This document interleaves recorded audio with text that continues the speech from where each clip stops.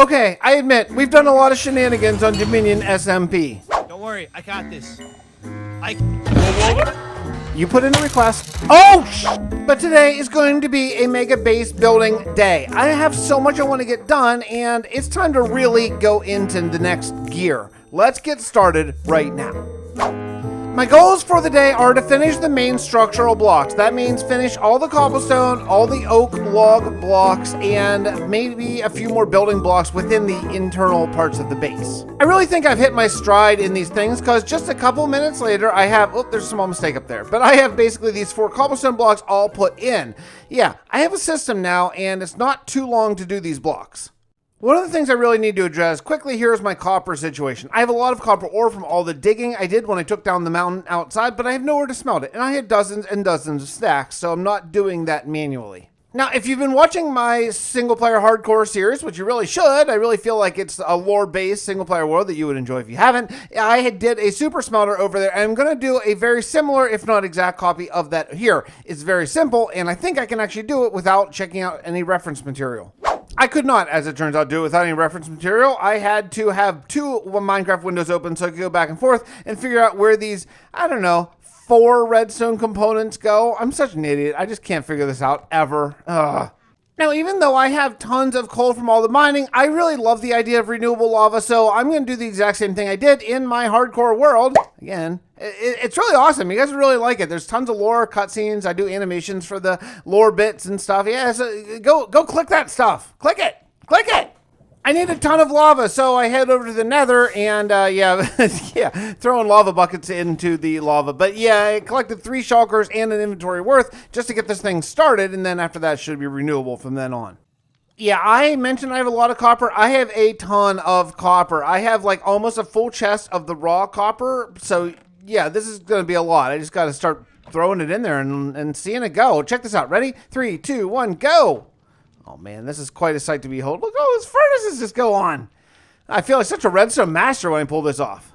And once this puppy gets started, look at the copper rolling in. It's so great. You don't have to like AFK. You just stand here and wait and pick it up and go about your day. Wow, awesome. I have more than double chests now, all smelting up. I'm going to head back to the house and just take a look around and see where I should go next. Again, we're going for the structural blocks here first, maybe some interior stuff as well.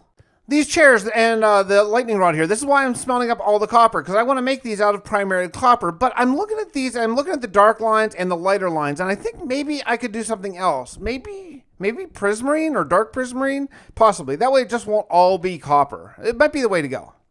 I have some of the copper smelted up, so I think we can go ahead and get started with maybe the lightning rod first. It's the smaller of the builds, and plus, this is the one that I'm going to have to figure out how to get not to oxidize. Do I use wax for that? I don't even really remember. So yeah, I'm going to find the middle of this block and start sticking up a lightning rod.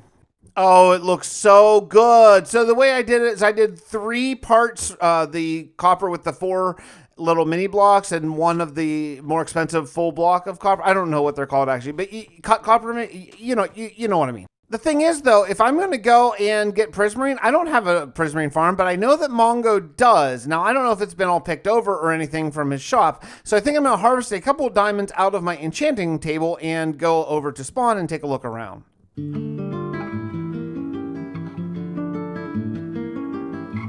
Oh my goodness, it's been a while since I've been to spawn. A lot has changed. We have a bee, some sort of golden ring up in the air, and the problem is a lot of the folks on Dominion stream over on Twitch, and with my situation with kids and all that kind of stuff, I can't often catch...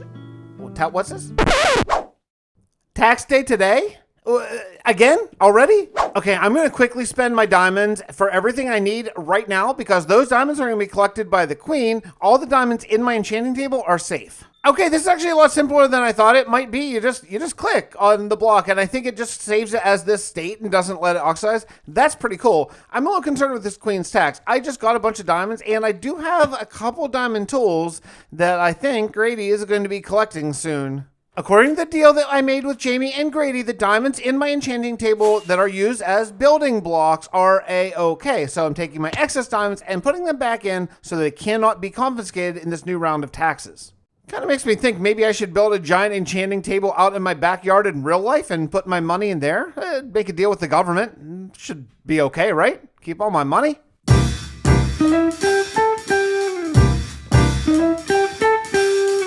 next thing I need to head over to Mongo's shop and find out what his prices for dark prismarine and regular prismarine are. I hope it's not too much. Whoa, I forgot about sea lanterns. Sea lanterns are 5 emeralds each, and the others are 2 emeralds each for a stack. Yeah, I have basically unlimited emeralds from all the villager trading I've been doing. This is not bad at all. The thing is, I have really no idea how much dark prismarine I need, or even like the regular prismarine, so I'm just gonna buy a bunch and, you know, whatever. I'll find another use for it down the road.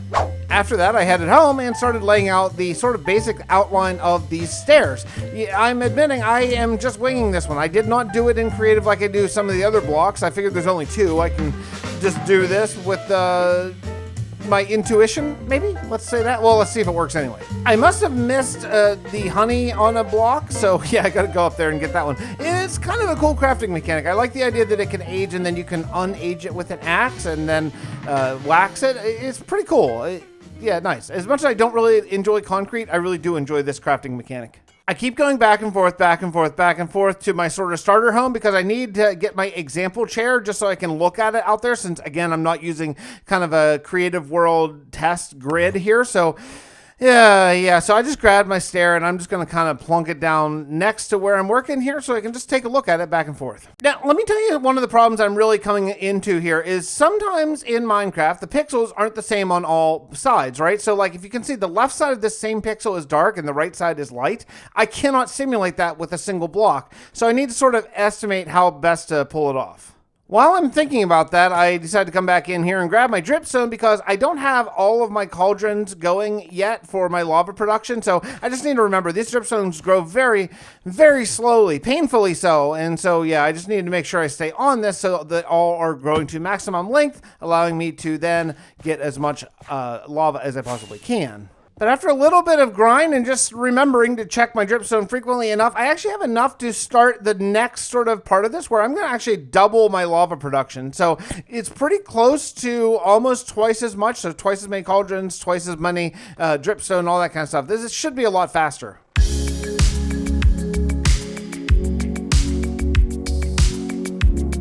You know, sometimes I like to just fly back to spawn. Again, I am very, very close to spawn. That was always part of the goal. I know that, you know, the lore is that I went off to hide where they'll never find me, but I didn't want to go that far. I wanted to be very close to spawn so that, you know, as spawn continues to grow and evolve, I'm in the action. I'm where everything's taking place.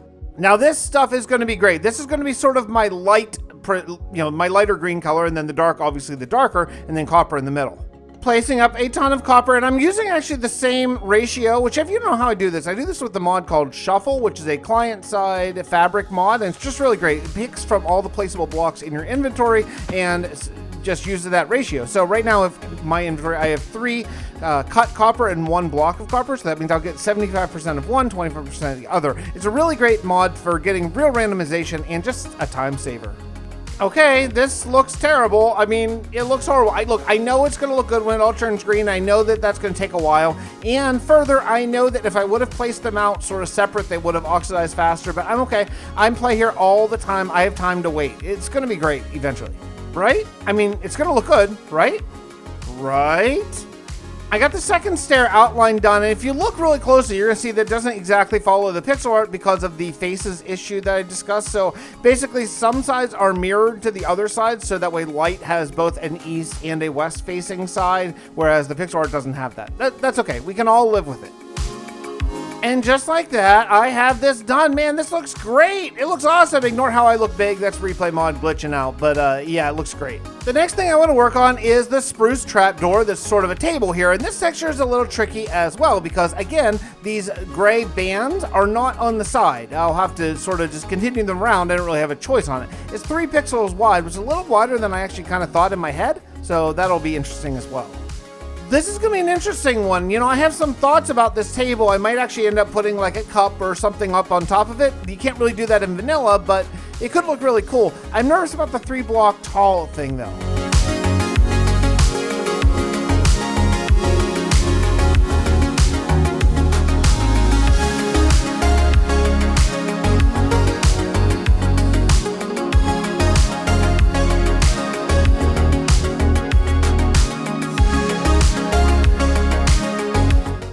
this is so cool. I wish I had done this a while ago because it adds a ton to the interior thing. Having something way up there really makes you feel the scale of this entire interior of the house. Awesome, awesome, awesome, awesome.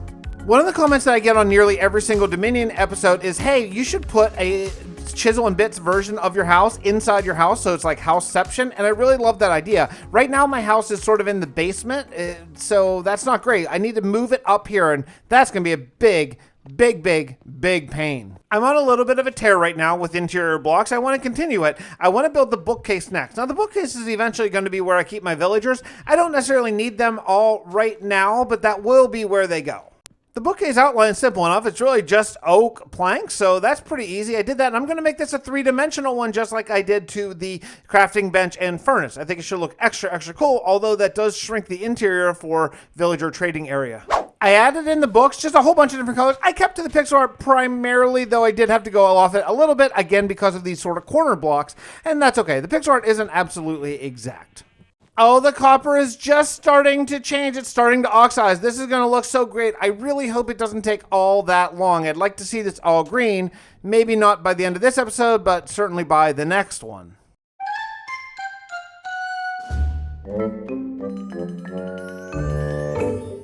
Oh, hey, what's up, there, man? Fixxitt.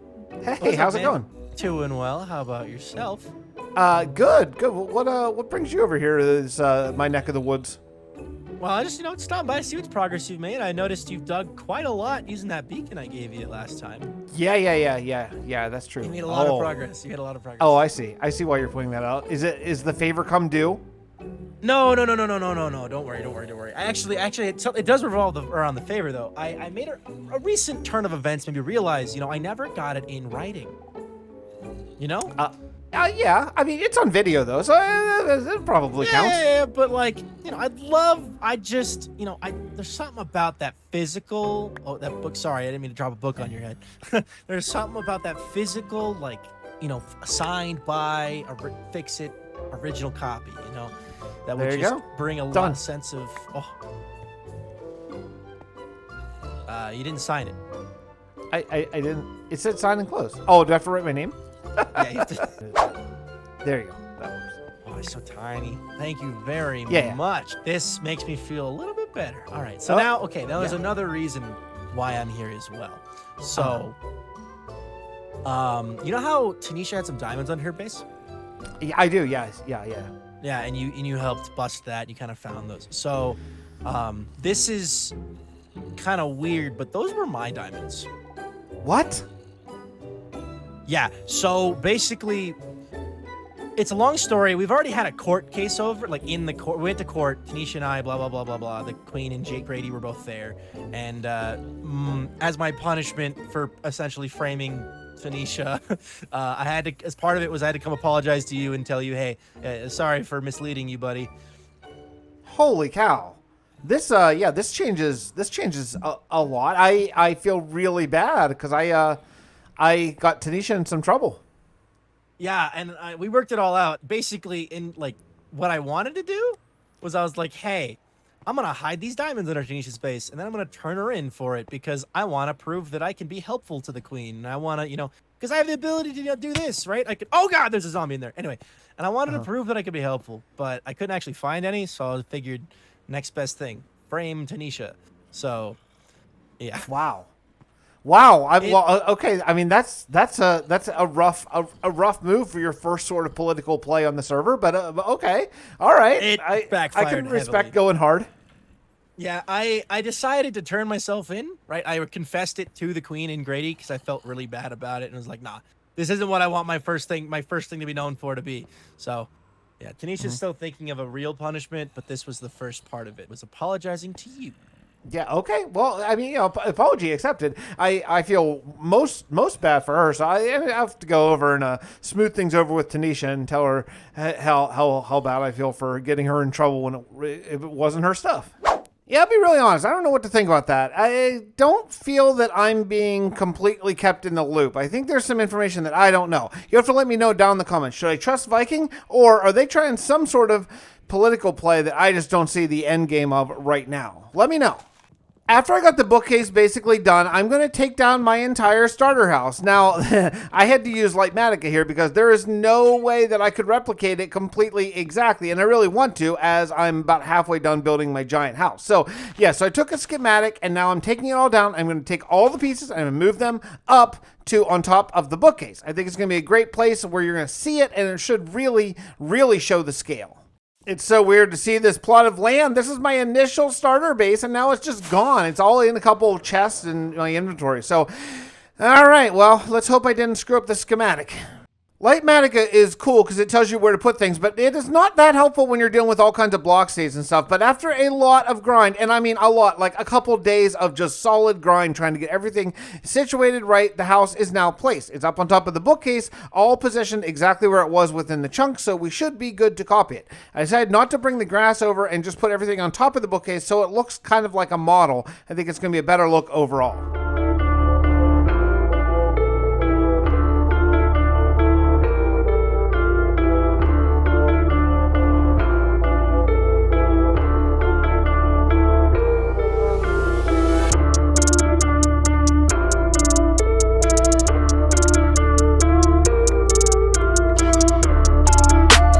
All things are coming together. Now it's time for another block. I love it. I'm making an anvil. That's why I made it just a ton of black concrete, and I should be able to do this. This is going to be easy. There's no texturing at all. It is just complete flat black concrete and a ton of it. In some ways, this is the easiest block I've done, and in some ways, it's one of the harder because the anvil is so black, it's actually really hard to see how many pixels, so I actually had to open it up in GIMP and scroll in all the way so I could tell how many pixels are in each portion. A few minutes later, it is done, and it looks glorious. It's a little hard to see just because it's so black, but I think that's cool. It's going to contrast really well with all the blocks that are around it. Yeah, this is a big winner. There is one more block that I absolutely have to get done today, and I should have done it quite a while ago, and that is the pumpkin block, because I need a ton of jack-o'-lanterns. That's going to be what I light up the place. Remember, once I put the roof on this house, it is going to be an absolute mob farm everywhere, so I have to light it up. So I need an automatic pumpkin farm badly. The fence post was actually pretty easy. It was just the exact same pattern as the oak planks, which I already have done. So that wasn't too bad, and it's only 4 pixels wide. So again, not bad as well. I have it right in the middle of a chunk, so now I'm ready for the much more pain pumpkin part. I looked at a whole lot of different options and different block combinations to really sell this big pumpkin thing, and one of the things I'm going to need, I think, is brown wool. Fortunately, a long time ago in this series, I happened to find some cocoa beans, and I thought forward enough to plant them. So yeah, I put these down and harvest them. I need to go dye a whole bunch of my sheep. I need 3 wools. I need brown wool, orange wool, and yellow wool, actually, for the pumpkin to really pull it off, I think. Also some terracottas, too. So I'm taking all of my green sheep and re-dyeing them. I'm going to have to re-dye them green at some point, again, when I go back to grass work. But after building a ton of grass blocks last episode, I am going to take a little bit of a break from that. It is pretty tedious.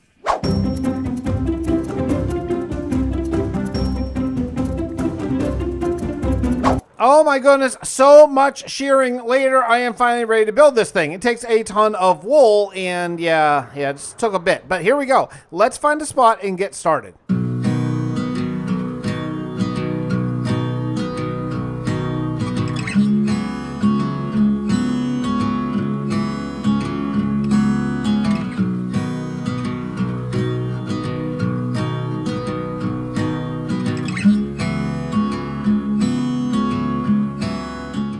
Yeah, I died to a freaking zombie. I avoided the creeper somehow, but I only have 5 hearts. Yeah, a zombie got me. Whatever. Hey, the jack-o'-lantern looks freaking awesome. Bit of a mob farm in there. I forgot my torches, but yeah, it looks really cool. Can't wait to build inside, which I'm going to do right now.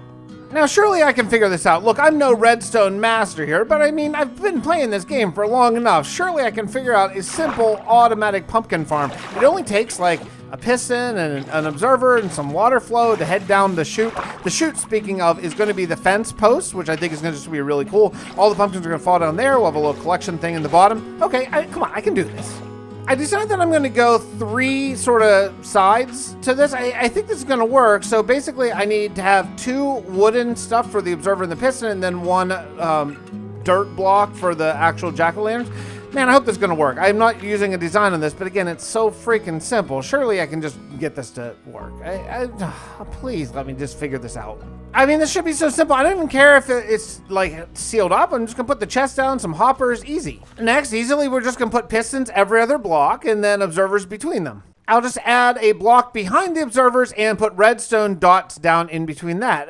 Okay, yeah, right? I went back to Mongo's store because I remember a sea lantern deal, and this is gonna be a great way to light this up on the inside. Now, I don't know why there are diamonds in there because the sign clearly says emeralds, so I'm buying them for emeralds. I hope that I'm not making a mistake here.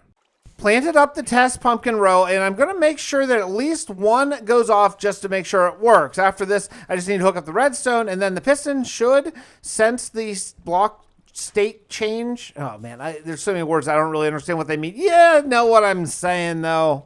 Oh my goodness, it's nighttime. I just took a little fly up to just take a look at this, and it looks so cool with the sea lanterns on the inside. Oh man, now I just need some stained glass to really pull off the sort of a lit candle effect.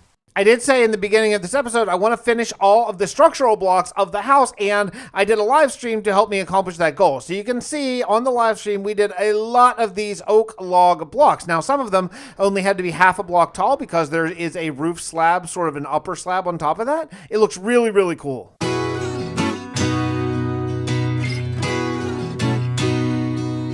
Things look really, really, really good. I think we are getting close to, well, finishing the building part of the house, but we are going to get to that next episode. Love you all. I'll see you next time.